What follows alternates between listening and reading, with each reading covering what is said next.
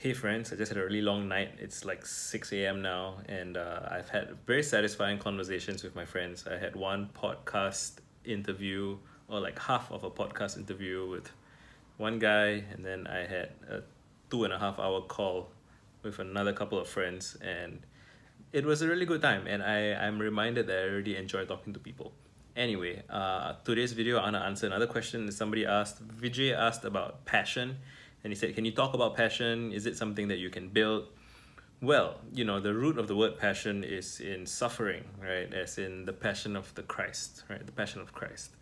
And people throw that word around a lot these days. I think it's been a trend for maybe 10, 20 years or so. I don't know how long people have cared about passion, but there was at some point there's a phrase called like the passion economy, and there's just this general sense that people talk about finding your ikigai and trying to find stuff that you're passionate about. And there's these memes or discussions about how there is this weird culture in corporate or in like work settings where people are expected to perform their passion for work. And it's I'm pretty glad I don't have to navigate that stuff anymore, and I never did actually, because I guess I was hired in a role by a founder who he knew what he was passionate about. And I say that in the very not super performative sense, like kind of straightforward sense. Like he knew what he was passionate about, and he could tell what I was passionate about based on my blog and my writing and the work that I did online for myself and for my friends. And from that, so I guess passion in the workplace kind of setting is about, it's kind of about wanting to know what a person's motivations are, what their interests are, what kind of drives them. Sometimes people use it as a euphemism for, can we overwork you, right, and push you too hard and like expect you to work extra hours and stuff like that. And I think that's just that whole frame is toxic and unhealthy. And nobody can work excessively for a long period of time and in a sustainable way. I think the way to think about passion is, what do you care about enough that there is some element of that you're willing to suffer for it. But so that used to be my frame. You can look up an essay I once wrote that passion is what you're willing to suffer for. And I can answer that question directly. Like, I'm willing to suffer to make the world a better place for smart kids in shitty social graphs. Like, that's why I make Twitter content, that's why I make YouTube content. I remember what it was like to be a child and feel very kind of disenfranchised. Nobody would listen to me. I was alone, isolated, powerless, right? Clueless. I didn't know things about how the world worked, and nobody was teaching me, nobody was talking to me. And I had friends and family and stuff, but I just felt disconnected.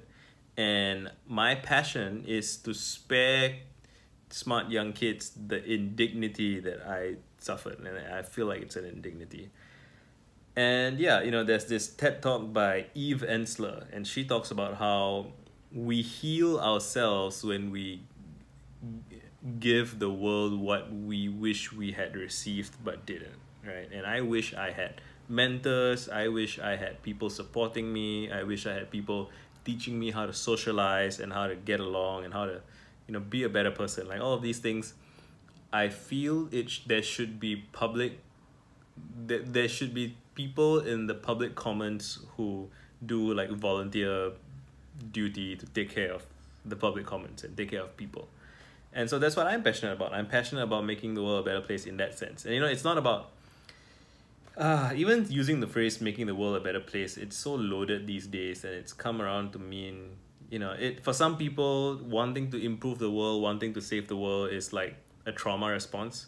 And I guess even in my case, in a sense, you could frame it as such, but it can manifest in like a healthy way or in a needy way. And you don't want to be needy about these things. And neediness is something that you have to work through if you have it. And maybe I'll make a separate video about neediness. But I used to need people to be impressed by me. I used to need people to like me. and so that it would mean that I'm not a loser, that it would mean that I'm not a failure, that I'm not unlovable and unworthy. So I no longer have those issues. I now feel worthy of love. I feel loved. I feel appreciated. I feel people like me and respect me and all of those things. So I don't need to worry about any of that. And even after all of those things are taken care of, I still feel like I know that there are smart kids out there who are stuck in shitty social graphs and who don't have parents or friends or peers or teachers who will look out for them. And I care for them very deeply.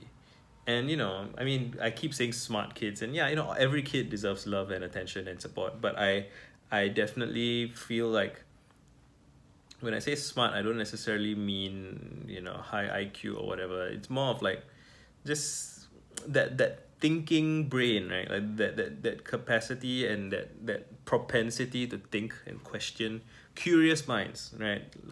Curious kids in shitty social graphs. Like I want to fan the flames of their curiosity. I want to keep the spark of their curiosity alive. For you could even frame this in utilitarian terms, right? I believe that curious people who are allowed to let their curiosity flourish, they're the ones that make the future come. They're the ones that build, fusion reactors and come up with new apps and do interesting new things, and that make our world a more interesting, fun, cool place. So that's what I'm passionate about. But I don't expect everyone to share my passion. You can be passionate about whatever it is that you like, and there's always some way to so I would say, I mean, Vijay's question was, can you build passion? Can you be passionate about something when you don't feel like you're passionate about anything?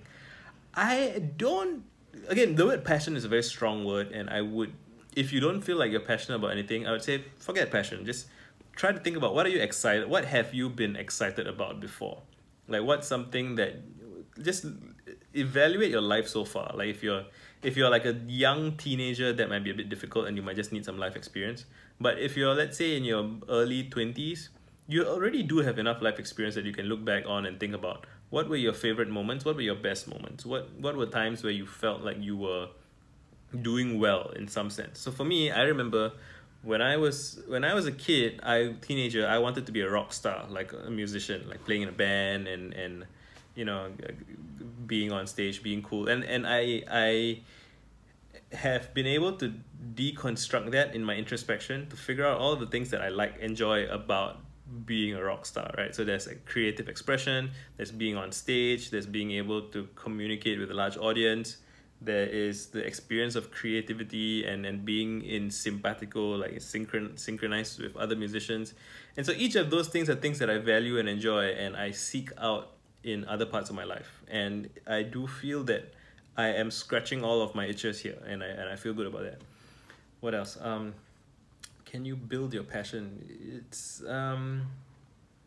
yeah, just if you don't feel like you're super excited about what to do, don't beat yourself up about that. I think these things can take time, and maybe it's possible you'll never find some one singular thing that you're like freaking obsessed about. That's fine. You just don't have as obsessive a personality, maybe. Just fine.